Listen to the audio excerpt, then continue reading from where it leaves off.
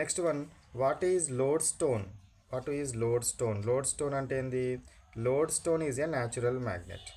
లోడ్స్టోన్ is a natural magnet which will give the directional property. ఈ లోడ్స్టోన్ని కనుక మనము వెన్ ఇట్ ఈస్ సస్పెండెడ్ ఫ్రీగా కనుక సస్పెండ్ చేస్తే it is always what comes to rest by sowing north and south directions. ఈ డైరెక్షన్స్లో మాత్రమే వస్తుంది.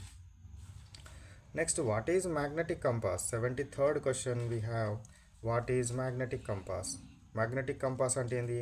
A compass that is used with the magnetised needle is called as magnetic compass. ఈ magnetic compass అనేది ఇట్లా circle రకంగా, గడియారం రకంగా ఉంటుంది. ఇందులో ఒక నీడిల్ ఉంటుంది. ఈ నీడిల్ని మీరు ఎట్లా డిస్టర్బ్ చేసినా కూడా, దీన్ని ఇట్లా ఎటు డిస్టర్బ్ చేసినా కూడా అదేమవుతుంది? మళ్ళీ again it is what comes to rest by sowing north and south directions. This is what magnetic compass. దీన్ని ఏమంటారు? మ్యాగ్నెటిక్ కంపాస్ అని అనడం జరుగుతుంది.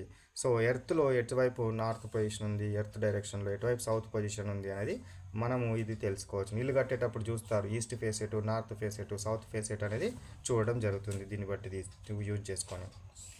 Next one, what is magnetic material?